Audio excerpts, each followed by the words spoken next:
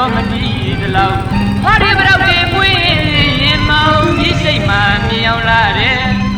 ဒီဇလမ်းမှာကွယ်ကိုရဲ့မင်းရဲ့ပန်းဘရောက်ရဲ့